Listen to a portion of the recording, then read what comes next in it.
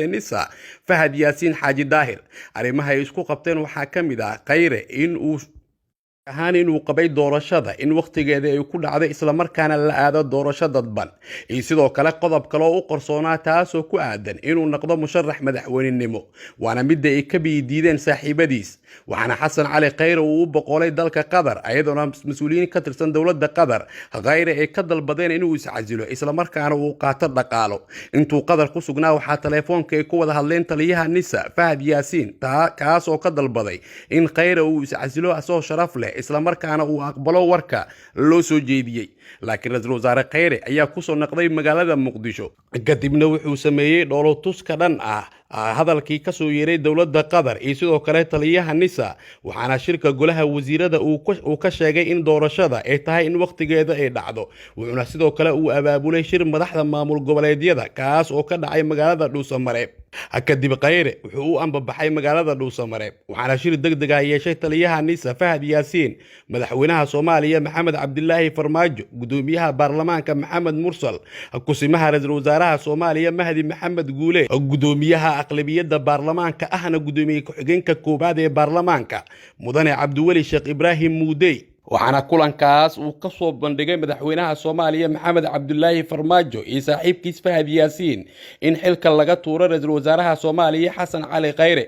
saaxiibadii kulanka ka qayb gashanay durbadii way ku qanceen soo jeedinta madaxweyne Farmaajo iyo sidoo kale taliyaha nisa Fahad Yaasiin waxaase gudoomiyaha baarlamaanka Maxamed Mursal uu ku xiray shuruud in sidoo kale la tuuro madaxweynaha koonfur galbeed Cabdicasiis Lafta Gareen taas oo laga aqbalay hadduu hoosha Maxamed Mursal uu ku guuleysto waxaana dabadeed ay qabteen howlihii loo kala diray shakhsiyaadkan Mahdi Maxamed Guuleed waxaa loo diray inuu keeno xildhibaanada beesha direed halka Maxamed Mursal loo diray xildhibaanada beesha Digli Mirifle gudoomiye ku-xigeenka koowaad ee baarlamaanka Cabdiweli Sheekh Ibraahim Muudey waxaa loo diray xildhibaanada gudoomiyaha hoosena uu yahay ee beesha shanaad halka xildhibaanada beesha Daarood iyo xoogaha beesha Hawiyahana uu raadiyay madaxweyne Maxamed Cabdilaahi Farmaajo taliyaha nisa waxaa loo xilsaaray isku dubridka iyo waliba dhaqaajinta howlaha qorista dukumeentiyada ama warqadaha qoraalka iyo bixinta lacagaha la siinayay baarlamaanka Soomaaliya waxaana lagu ballamay hoosha inay noqoto howl qarsoodi oo sirri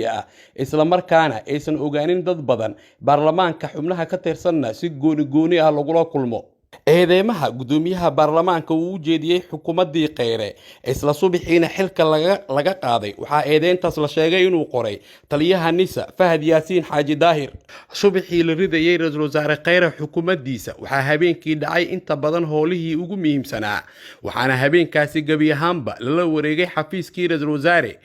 Khayre haddaba waxaan eegi doonaa qaabka howshaasi ee u dhacday dhammaan xafiiska ra'iisul wasaare Khayre waxaa la wareegay ciidamo cusub kuwaas oo uu geeyay taliyaha nabad sugidda iyo sirdoonka qaranka Soomaaliyeed ee nisa Fahad Yaasiin Xaaji Daahir waxaa gabi ahaanba la bedelay furayaashii xafiiska oo elektroonik ahaa kale howlwadeenada xafiiskii Khayre lagu amray inaysan howshan cid kale aysan la wadaagi karin ayadoona xubnihii ugu muhiimsanaa habeenkaasi la geeyay xarunta nisa ee Habar Qadiijo waxaana xubnahaasi ku jiray xogiyihii joogtada ee xafiiska ra'iisul wasaare Khayre kaas oo habeenkaas maxbuus ku ahaa xarunta Habar Qadiijo waxaa sidoo kale la diyaariyay shakhsigii lagu bedeli lahaa taliyahan booliska gobolka Banaadir Saadiq John kaas oo loo diyaariyay inuu noqdo ama uu bedelo taliyaha booliska ee Laboorka waxaana isla habeenkaasi la dalacsiyay taliyaha booliska ee Laboorka Muqdisho waxaana habeenkii xarunta nabad sugidda ee Shibis ee Habar Qadiijo ku hoyday taliyaha booliska gobolka Banaadir Saadiq John kaas oo la amray inuusan sameey karin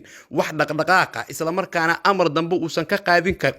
ka qaadan karin Khayre waxaana saaxiibkii Khayre Saadiq John uu hoggaansamay amarkii uu siiyay taliyaha nisa Fahad Yaasiin waxaa sidoo kale isla habeenkaas xarunta wasaaradda gaashaandhigga lagaga wacay taliyaha ciidamada Danam oo ka mid ah ciidamada ugu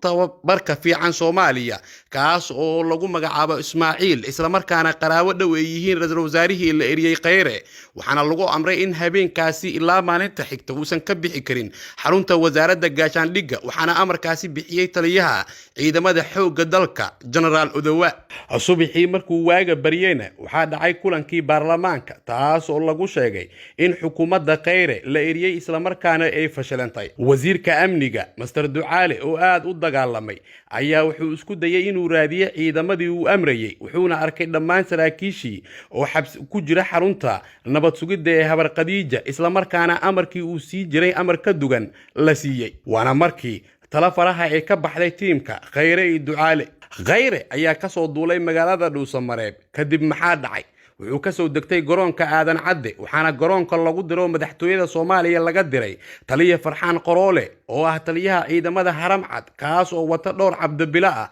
wuxuuna u tagay ra'iisul wasaare Khayre oo xilligaasi ku sugnaa garoonka aadan cadde wuxuuna u sheegay inaysan jirin ciidamadii soo dooni jiray iyo waliba saraakiishii eelaboorka ka qaadi jiray asigana madaxtooyada laga soo diray si madaxtooyada uu u geeyo waana midda horseeday in Khayre aan loo xirin wadooyinka waxaana la geeyay xarunta madaxtooyada Soomaaliya waxaana loo furay xafiiskii uu ku lahaa madaxtooyada Soomaaliya kuwaas oo furiyaashii gabi ahaanba la bedelay isla markaana xilligaasi ay ku sugnaayeen howlwadeenno cusub waxaa loo ogolaaday inuu la kulmo xildhibaanada isku heebta hoose ay yihiin ay ka soo wada jeedaan